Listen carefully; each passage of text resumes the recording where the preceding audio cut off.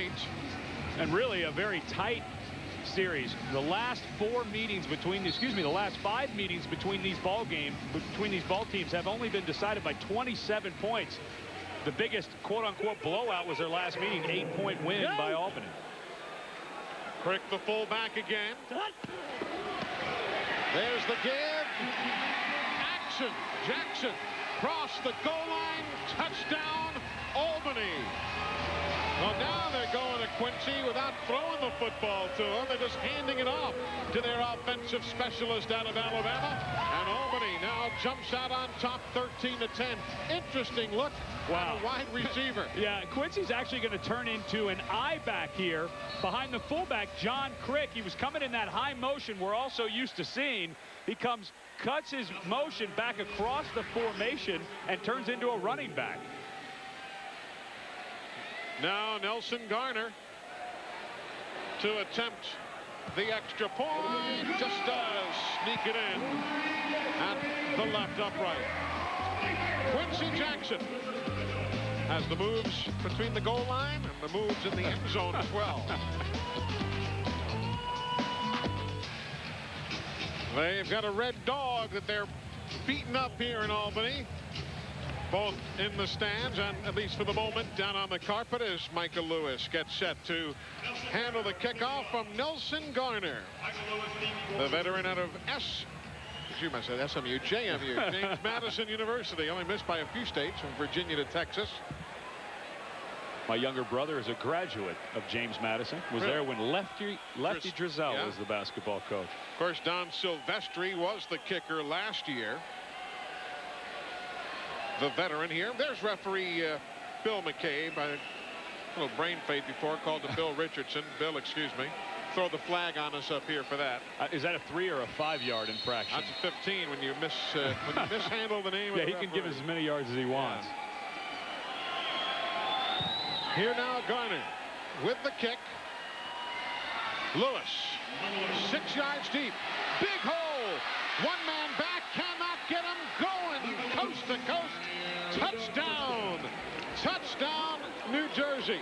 Unbelievable. I believe I could have run through that hole. It'll be 56 yards on the kickoff return. That's going to be the second that he has run back this year. And Mike Daly shaking his head because speed kills.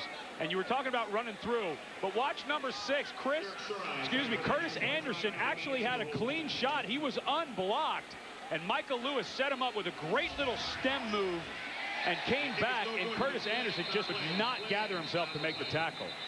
And the extra point you saw, no good, but there are flags on the play. We'll hear what Bill has to say. They're going to get a chance to do it again.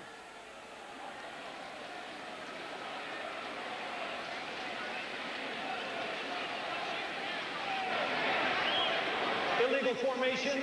Only 3 men on the line on the defense. Will replay the try. So they'll try it again. And that's a big mistake by Albany. I mean, that's just a mental error, not having enough guys with their hand on the AstroTurf. And now a missed extra point. You give New Jersey another shot to put that important point up on the board. Shore Ice 36 of 39 and extra points. Flag on the play, and again he misses it. So let's see what happens this time. He may just hit the trifecta. Is 3 the lucky number? Yeah. He may just hit the trifecta before this one's done. Indeed, he'll get another try. Wow. Mike Daly says, what in the world? With illegal formation, number 15 is too wide. Penalty is declined. We'll replay the try. Van Johnson.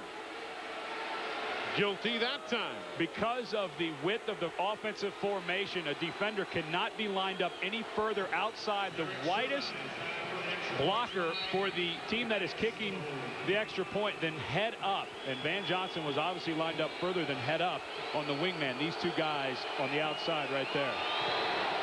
Yep, 3rd time's the charm. So New Jersey has the 3-point lead at 17-14. Let's explain that penalty again, Ed. Van Johnson right here has to be lined up at least head up to inside of the outside blocker if he has his hand down. See, if you stand up, you're okay.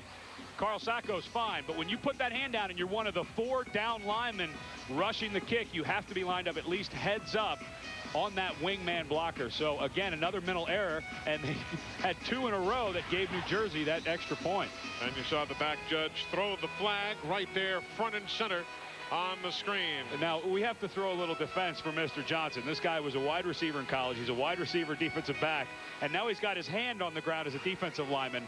I would say that he wasn't really aware that he had to be head up or inside on that formation. Hey, Ed, what was going on? I meant to ask you before. I don't know what I'm stepping in here. What was that deal with you and Pulowski earlier today? I saw you and he in a little bit of a heated discussion down on the field. I forgot to ask you earlier. Mike Pulowski, I played with him in the East-West Shrine game. I've known him for years. And he came up to me and said, hey, I've been watching your ball games. I noticed when a fan asked you what player you would start a franchise with, you said Chad Salisbury. He said, thanks for looking out for your friend, Ed. The kick sails out of bounds, so the touchback, and Mike Pulowski will return. Let's listen in to see what he and the coach have to say. Strong switch right, wing fly, 50 storm, wing go.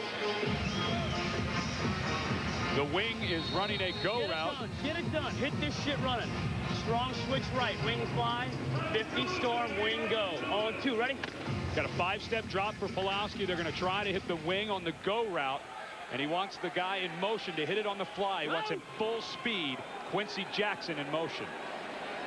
And here comes Quincy, bottom of the screen. There goes Quincy, past the D, cannot chase it down. He left Chris Barber behind him. Quincy said, man, just missed it. I think Mike Pulowski might still have a little adrenaline from the beginning of the game. Quincy is not a burner. He runs very good routes. Watch how he weaves his route right here to the inside, and he got Barber's back turned around to him. That's just really good route running. You know, one of the keys for playing in this league is just being very precise on your routes. You don't have to be a burner because of the short field. And Mike Pulowski just had too many Wheaties this morning for breakfast. Go! On the 2nd and 10 play, Jenkins is the fullback. Quick release, Jackson out to the 10-yard line before Chris Barber puts him away. Quincy Jackson, final cut among wide receivers for the Cincinnati Bengals. Actually, pretty well had the practice squad made had they chosen to stay with 7 wide receivers. Instead went with 6, and he was the expendable man. And, you know, he had a little trouble with his ACL during training camp that slowed him down, and his agent kind of shopped him around and then saw that the AFL had all that pub center tape up here, and Mike Daly and his staff said, yeah, I think we'll take a look at this guy. He's in motion. Flags aplenty this time as whistles will... I believe John Sikora, the right guard, was hobbling around in his stance a little bit. False start, number 42 on the offense, 3-yard penalty, remains 3rd down. Actually, they'll call it on Anthony Jenkins. That'll be the 3rd flag for a loss of 11 yards on the Albany Firebirds. There's the former Maryland Terrapin, Anthony Jenkins. That's Ed Hotchkiss, the offensive coordinator, calling plays. Strong Tampa left, wing zoom, 70 sting, wing dig. Owen, ready? Give me an extra second. Now they're going to look at a deep route, and then they have the dig route underneath. The wing is going to run a flat route. That's Jackson coming in motion. If it's not open, he'll be underneath. 1 of 1 and 3rd down conversions. Another 1 of 2 as the pass is broken up. Chris Barber and Kevin Gaines both there as the quarter will come to a close here at the Pepsi Arena in Albany. Well, no surprise that we're seeing points from Albany. We're seeing some explosive points from New Jersey as well. Back in a moment. And we're celebrating in a big way. It's the TNN Raise the Roof Sweepstakes. One lucky winner will travel all expenses paid to Arena Bowl 14. Hang out at a tailgate party and drive away with an awesome Chrysler PT Cruiser. And if that's not enough, 7 first prize winners each get a big screen TV and arena football merchandise. To enter, check your local listings for arena football on TNN. And then tune in. Beginning June 1st, TNN will call an audible and announce a secret word during during each game. All you have to do is write down the date of the game you watched and the word. Send it in with your name, address, and phone number to TNN Raise the Roof Sweepstakes, TNN Station, P.O. Box 3567, South Prairie, Connecticut 06488. Or enter online at country.com. Don't miss your chance to score big prizes. Touchdown! With the TNN Raise the Roof Sweepstakes. Welcome back, everybody. Second quarter begins after a first period in which Albany had time of possession 11 minutes to 4 minutes for New Jersey, and it's New Jersey's that's up 17-14. Yes, but New Jersey has a guy by the name of Michael Lewis, yeah. who is one of the fastest guys, if not the fastest in the Arena Football League, and when he gets the ball in his hands, it doesn't take him long to get it down the field. 58-yard attempt. It is good. Nelson Garner with a career long. He had a 53-yarder against Houston earlier in the season. That was a 58-yard field goal by Albany's Nelson Garner. Well, he had a lot of practice last week against Buffalo. He was 0 for 4, but 3 of those tries were from 60-plus yards. So this one seemed like a chip shot from 58.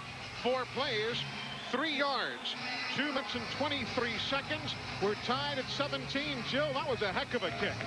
That was a great kick, but you know what? I found one of the biggest fans of the Firebirds, a #1 fan of number 79, Mark Valvo. This is his mother, Diane Valvo. So tell me, why does he love this league so much? He's been playing for 8 years for the Firebirds. It's just, you know, it's a great league. It's family-oriented. It's tough. It's 50 yards. There's nowhere to hide, you know. It's a great, great sport. Well, he's kind of the captain of the team. Now tell me, what advice did you give him coming into this big game tonight for him to relay to the teammates?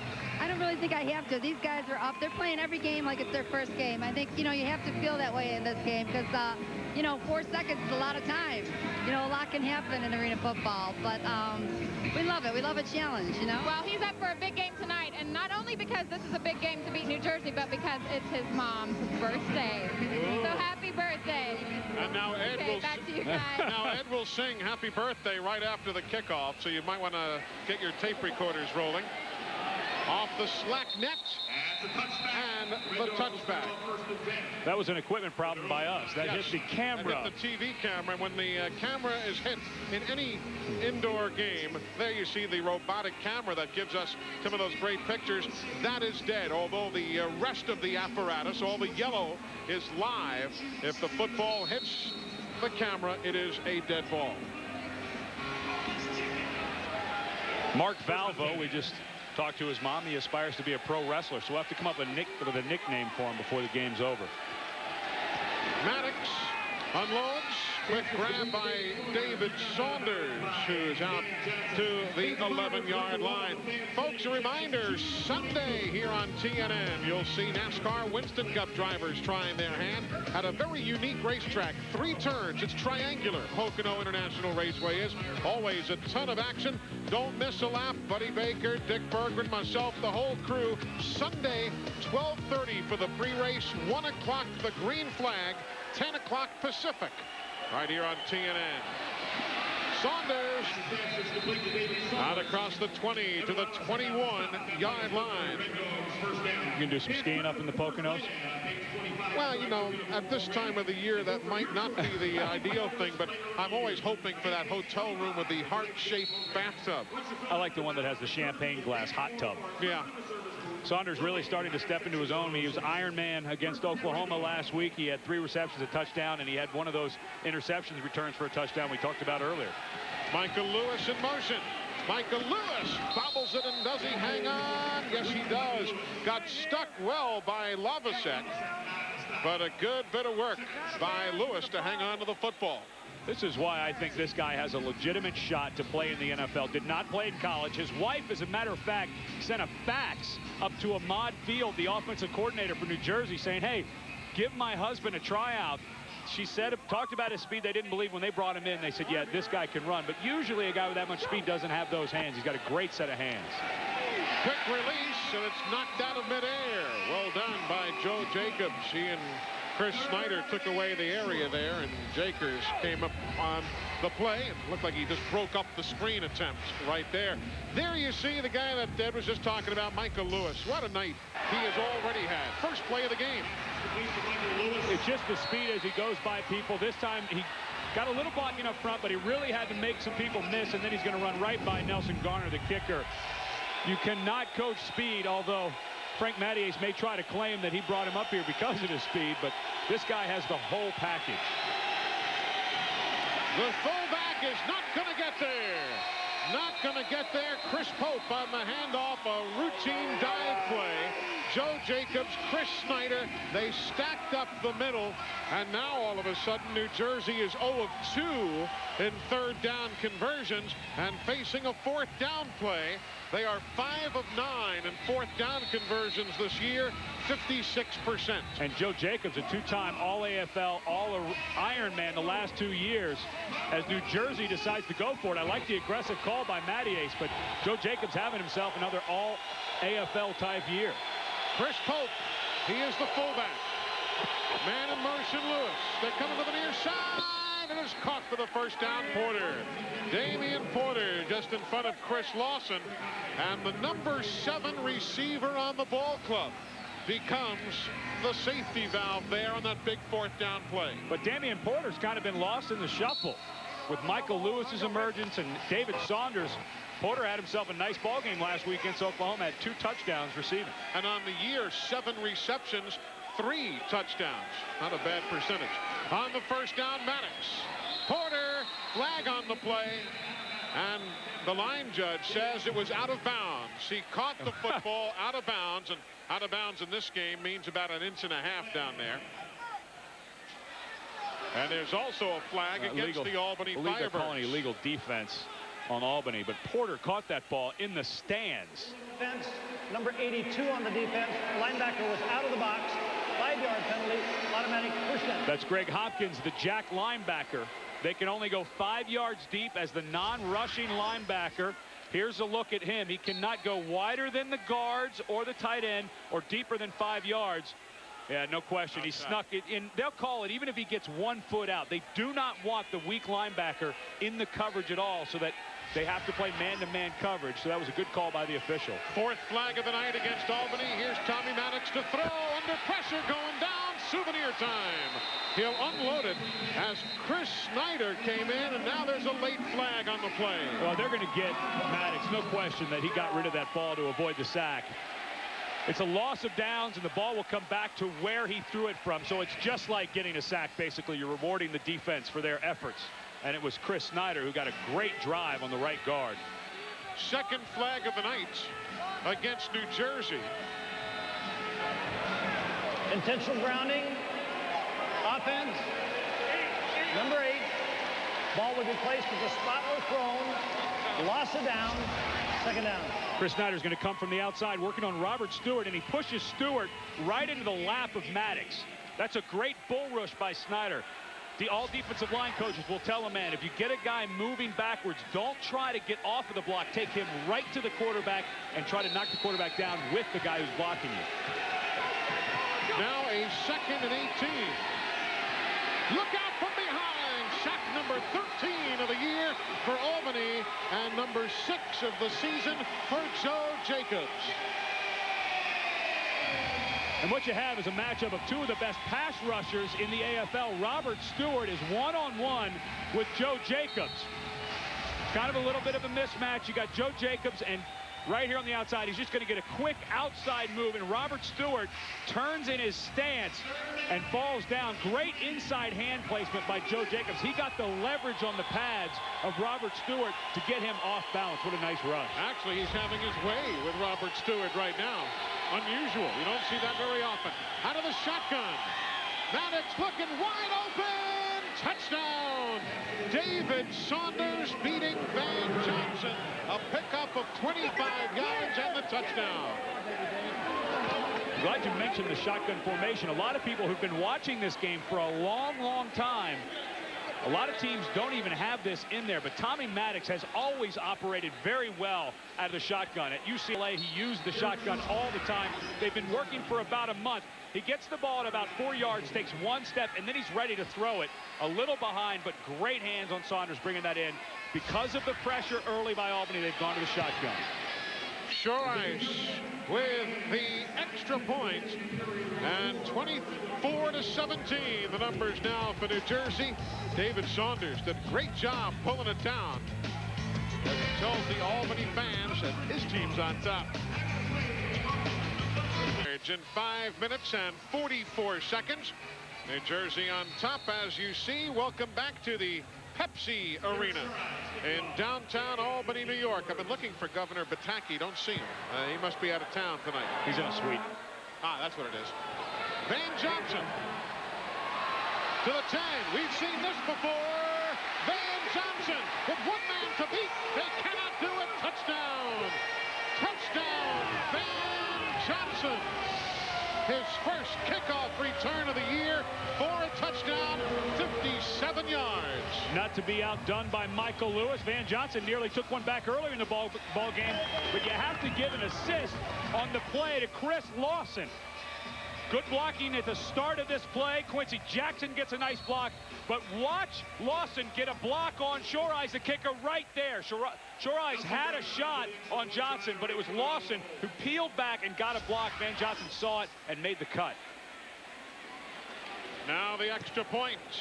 And Nelson Garner will get us back to square one at 24-24. Is this what you expected tonight? I mean, we all knew Albany had offense. Well, Albany's the top offense in the AFL yards per game. They're number 2 in scoring. So we knew Mike Daly, who really has a great handle on the offense Arena Football League, is going to put the points up. But what has impressed me, Eli, is New Jersey. This was a team we saw 4 weeks ago that really struggled getting the ball down the field. They could not protect Tommy Maddox and keep him upright, although he's been hit a couple of times by the good rush by Albany. Maddox has looked good, and they've got great specialists. But, you know, interestingly, it took their scoring. They had one pass play for a touchdown. New Jersey then had a field goal. New Jersey had a kickoff return. Then they had a pass play. So, you know, their offense has been generating points, but in large part off special teams as well. Folks, the last time these two teams got together, if you didn't see it, Albany jumped out to a 21-0 lead behind 2 Mike Pulowski touchdown passes. One to Greg Hopkins, the other to Quincy Jackson. After being held scoreless in the first quarter, New Jersey got back in the game. They scored 28 second quarter points. David Saunders catching 2 touchdowns.